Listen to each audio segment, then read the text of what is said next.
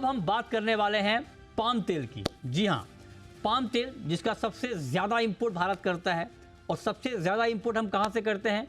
Indonesia और Malaysia से। अकेले हमने मलेशिया से पिछले साल 30 लाख टन पाम तेल का इंपोर्ट किया है। तो भारत का सबसे बड़ा मार्केट जो पाम तेल का है वो इंडोनेशिया है और मलेशिया है। और इसीलिए मलेशिया की सबसे बड़ी जो पाम ऑयल ट्रेडिंग कंपनी है साइम डार्बी ऑयल ट्रेडिंग के सीईओ संदीप भान साहब इस वक्त हमारे साथ स्टूडियो में मौजूद हैं। तो आप ये समझिए कि पाम की पूरी कहानी जो आप देखते समझते हैं और जो मलेशिया से हम इंपोर्ट करते हैं उसके लिए एक बहुत बड़े प्लेयर हैं संदीप भान जी। मतलब यहाँ जो हम इंपोर्ट करते हैं पाम तेल का और भारत जो पाम तेल मंगाता है मलेशिया से, उसमें संदीप जी की बहुत बड़ी भागीदारी है। और सिर्फ मतलब पाम के इंपोर्ट में नहीं, बल्कि जो पाम का प्लांटेशन हमारे यहाँ होता है इंडिया में, जो पाम की खेती हो रही है उसमें जो सीड्स आते हैं बहुत अच्छी क्वालिटी के सीड्स, वो भी साइम डार्बी से हम लेते हैं और उसमें भी संदीप जी का बड़ा योगदान होता है। तो संदीप जी बहुत बहुत स्वागत है आपका। आप जी बिजनेस के स्टूडियो में आए तो आपका बहुत बहुत शुक्रिया। तो चूंकि सर पाम का तो आप ही सप्लाई कर रहे हैं हम लोगों को, है ना, तो अब आप जरा बताइए कि इस वक्त पाम के मार्केट में चल क्या रहा है? देखिए मृत्युंजय जी, इस समय जो मार्केट सिचुएशन है पाम ऑयल की, तो वो पिछले कई महीने से बड़ी सप्लाई सिचुएशन बड़ी टाइट हो गई थी। उसका मेन रीज़न था कि we were into a seasonally low production month. जो अपन लास्ट ईयर देखें तो लास्ट ईयर अपना स्टॉक लेवल हो गया था मलेशिया में फुल ईयर का 2.5 मिलियन टन तक पहुंच गया था, और price range between 3600 ringgit to 4000 ringgit. जब ये थोड़ा स्टॉक बढ़ता गया, पाम प्राइसेस डाउन टू 3600 से वापस 4000 की इस रेंज में ये बढ़ता गया, was mainly because of high stocks. अब फिर अक्टूबर नवंबर दिसंबर ऑनवर्ड से ये प्रोडक्शन सीजनली ड्रॉप होते लगे, और उसके साथ साथ स्टॉक्स भी हमारे ड्रॉ डाउन होते गए, जिसके चलते प्राइसेस में अच्छा बढ़ोतरी आ गई। अच्छा, ये जो आप पाम की तस्वीर देख रहे हैं ये आपके प्लांटेशन की तस्वीर है सर जी। आपको याद होगा मैं आपके साथ जब गया था शूट करने, और बहुत बड़े अच्छे भी, मतलब पाम की खेती देखने में बड़ा अच्छा लगता है। बहुत ग्रीनरी है सर, बाकी लगता है कि हाँ ग्रीनरी देखिए, और क्या नई टेक्नोलॉजी का इस्तेमाल हो रहा है। ये जो आप पाम के जो फुटेज देख रहे हैं, विजुअल देख रहे हैं, ये मलेशिया की खेत का आप देख रहे हैं। मतलब मलेशिया में कैसे पाम की खेती होती है, ये तस्वीर वहीं की है। अब जरा हमें ये बताइए कि इंडिया का सिचुएशन क्या है? क्या इंडिया का पाम तेल का इंपोर्ट अभी बढ़ने वाला है? क्या होने वाला है? देखिए इंडिया में जो अभी पिछले 3-4 महीनों से हुआ, उसमें जब पाम के prices soybean oil, sunflower oil से बहुत ऊपर चला गया, in fact palm oil became the most expensive oil. उसके चलते इंडिया ने बहुत अच्छी बाइंग करी सोयाबीन ऑयल की और सनफ्लावर ऑयल, क्योंकि वो बहुत चीप था, और उन्होंने इंडिया ने बाइंग करी है टिल जून तक। उसके चलते इंडिया ने पाम ऑयल में जनवरी फरवरी मार्च में बिल्कुल बाइंग करी नहीं, but they focused more on soft oil, जिसके चलते वो एक बुक बिल्डिंग हो गई थी टुवर्ड्स मार्च अप्रैल मई जून की। और फिर अचानक ये जो नियर बाय में शॉर्टेज हो गई पाम ऑयल की, वो इंडिया हेवीली आ गया पाम ऑयल लेने के लिए। अच्छा। और उन्होंने क्लोज टू 650,000 टन मार्च, 650,000 अप्रैल, और मई जून में इसको 5-6 लाख टन से ज़्यादा दिखाई नहीं देता, क्योंकि सॉफ्ट ऑयल्स ने बहुत सारा शेयर पाम ऑयल का ले लिया था। ओह अच्छा।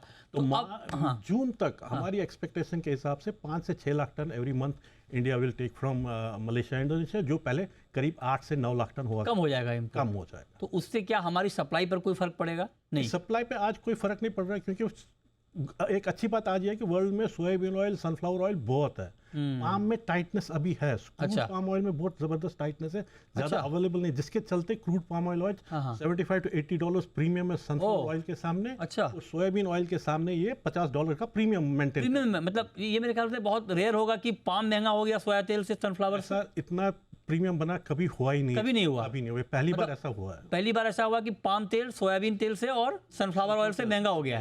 ये देखिए नई स्टोरी, पहली बार है। पाम तेल को आमतौर पर जब आप सुनते होंगे तो एक चीप ऑयल के तौर पर देखा जाता है कि सस्ता अल्टरनेट माना जाता था ऑयल का, लेकिन अब संदीप जी कह रहे हैं कि पाम तेल इस वक्त सोयाबीन तेल से और सनफ्लावर ऑयल से महंगा हो गया है। जी। कितना महंगा है सर? अभी सोयाबीन ऑयल से ये करीब $40 ऊपर है, ये $50 भी बीच में हो गया था, और सनफ्लावर के सामने $80 to $90। $90 point of time it was $100। अब बताइए पाम के सस्ते दिन नहीं रहे अब, मतलब पाम सस्ता ऑयल नहीं रहा। तो पाम ऐसा नहीं कि पाम कोई खा रहा है तो वो सस्ता ऑयल खा रहा है, पाम प्रीमियम बन चुका है। अब जरा हमें ये बताइए कि जैसे आपने कहा कि सप्लाई टाइटनेस है, तो मलेशिया में इस वक्त प्रोडक्शन का क्या सिनेरियो है? क्या उत्पादन कम हो रहा है? उत्पादन कम हो रहा था जनवरी फरवरी मार्च, अप्रैल में भी हम एक्सपेक्ट कर रहे हैं थोड़ा सा कम रहेगा because of the festival period. उसके चक्कर में लेबर उतनी है नहीं अवेलेबल, बट मई ऑनवर्ड्स में इसमें थोड़ी सी बढ़ोतरी आना चालू हो जाएगी। अच्छा, मई से उत्पादन में बढ़ोतरी पर कोई वो उत्पादन इतना बढ़ा के बड़े नहीं। पैमाने पे नहीं आ रहा, but it is going to be seasonally better than the previous month. Okay, अच्छा एक बात सर, और जब आप कह रहे हैं कि पाम को लेकर ये चल रहा है, तो चूंकि इंडिया में भी ड्यूटी बहुत लोवेस्ट लेवल पे है और अभी कुछ होना ही नहीं है, मतलब होने वाला भी नहीं है चुनाव तक, तो आप जरा हमें ये बताइए कि इसका फ़ायदा आप लोगों को मिल रहा है कि अभी कई बार लोग ये कंप्लेंट करते हैं इंडस्ट्री वाले कि ये हमारा डंपिंग ग्राउंड हो गया है कम ड्यूटी की वजह से, ये बात ठीक है? नहीं, अभी आज के सिनेरियो में तो डंपिंग ग्राउंड इंडिया है ही नहीं। आज तो मलेशिया और इंडोनेशिया में पाम तेल उतना है ही नहीं डंप करने के लिए। सोयाबीन अभी इंडोनेशिया में सिचुएशन ऐसी है कि इंडोनेशिया में बायोडीजल प्रोग्राम इज फ्लरिशिंग, जिसके चलते मैक्सिमम प्रोडक्शन जो अभी इंडोनेशिया में जा रहा है वो बायोडीजल में जा रहा है। उसके चलते अवेलेबिलिटी ग्लोबल मार्केट्स में उतनी हो नहीं रही है इंडोनेशिया से इसलिए आज के सिनेरियो में there is no dumping ground, और आज के सिनेरियो में ड्यूटी से कोई इम्पैक्ट नहीं है वहाँ पे, क्योंकि we are in a very less stock country, less stock. हमारे पास उतना प्रोडक्शन है नहीं, उतना स्टॉक्स, इतनी सप्लाई इतनी ज़्यादा है नहीं जिसके चलते हम बोले कि डंपिंग ग्राउंड हो जाए या ड्यूटी का नहीं। हो जाए, नहीं। तो आपको क्या लगता है कि इंडिया में ड्यूटी भी बढ़ना चाहिए आपके हिसाब से? आज के सिनेरियो में आप ड्यूटी बढ़ा दीजिए और वहाँ पे प्राइसेस और बढ़ जाएंगे, कोई फ़ायदा नहीं होगा? फायदा नहीं। मतलब आप भी चाहते हैं कि ड्यूटी लोअर लेवल पे रहे? ड्यूटी ऐसी ही रही। आज वैसे इंडिया को ड्यूटी लगाने की जरूरत ही नहीं, अब तो पहले देखना पड़ेगा सनफ्लावर ऑयल, सोयाबीन ऑयल जो इतना सस्ता है। आज इंडियन बायर के पास पाम की लास्ट प्रायोरिटी, वो आज जाकर सीधा पहले सनफ्लावर ऑयल लेगा। अगर सनफ्लावर ऑयल नहीं है तो सोयाबीन ऑयल लेगा, फिर पाम लेगा। अच्छा, ना तो डंपिंग ग्राउंड है, ना तो ड्यूटी का कोई चक्कर है। अभी खाली है कि सनफ्लावर ऑयल कितना ले सकते हैं, सोयाबीन ऑयल कितना ले सकते हैं। ये मिल जाए, ये सोया तेल जितना चाहे उतना मिल जाएगा? सनफ्लावर ऑयल आज की तारीख में फ्रीली अवेलेबल, जितना चाहे उतना मिल जाएगा। अच्छा, अब मैं आता हूँ, तो अब अगर मैं आपसे पूछूं कि अभी पाम तेल के दाम आगे बढ़ने वाले हैं, घटने वाले हैं, तो आप क्या कहेंगे? देखिए, पाम तेल में करंट सिनेरियो में जितना इसकी बढ़ोतरी होनी थी उतनी हो गई। अभी जो सबसे मेन फैक्टर है ये मंथ ऑन मंथ का जो इनवर्स है। अभी जैसे अप्रैल वहाँ के फ्यूचर्स मार्केट में 4500 प्लस है, और मई मंथ अभी 4300 प्लस है, तो एक 150 रिंगेट का फासला, और ये 150 रिंगेट का फासला 15 अप्रैल को खत्म हो जाएगा। अच्छा, तो फिर मई आएगा। अब उसके बाद देखना है कि क्या मई फिजिकल तो एकदम घटने वाला है नहीं, 150 रिंगेट फ्यूचर्स मार्केट के पैरेलल में, क्या फ्यूचर्स ऊपर आएगा या फिजिकल नहीं, वो देखना पड़ेगा नेक्स्ट वीक ऑनवर्ड जब ये स्पॉट मंथ बाहर हो जाएगा। ओके, अब ये बताइए सर कि अभी इंडियन मार्केट को देख, चूंकि इंडिया बड़ा मार्केट है आप लोगों के लिए पाम का जी, तो क्या कुछ पॉलिसी लेवल में कुछ बदलाव हो रहा है मलेशिया में या इंडोनेशिया में पाम के फ्रंट पे? नहीं, मलेशिया में तो कोई पॉलिसी का बदलाव दिख नहीं रहा है। इंडोनेशिया में तो अपना ये जो टैक्स स्ट्रक्चर है वो तो कंटिन्यूसली चल ही रहा है। अभी एक्सपेक्टेशन है कि शायद मई में फिर से ये एक और ब्रैकेट बढ़ जाए, क्योंकि जो एवरेज प्राइस अभी आ रही है that is into the bracket where it can be another $25 jump in May. अच्छा, पाम तेल हम लोग खाते हैं, पाम के बारे में एक थ्योरी ये है जो कि वो कह रहे हैं कि पाम जो हेल्थ के लिए अच्छा नहीं होता है, हार्ट के लिए ठीक नहीं होता है पाम तेल। ये मिथ है, ट्रूथ है, क्या है? इसको लेके बहुत डिबेट है सर। मतलब यूरोप में तो आप सोचिए कि पाम को लेकर कितना बड़ा हंगामा मतलब क्रिएट होता है। सर ये डेफिनेटली इट्स अ मिथ। अगर यूरोप में आपको मैं एक एग्जांपल दूंगा, इसमें आइसलैंड ने बीच में पाम को बिल्कुल बैन कर दिया था, बोला पैन अलाउ नहीं करेंगे। अच्छा, कोविड की जब सिचुएशन हुई उनके पास सनफ्लावर ऑयल नहीं था, उनके पास कोई ऑयल नहीं available, and they allowed back palm oil. तो ये सारी मिथ्स है, मिथ्स है, बिल्कुल मिथ है।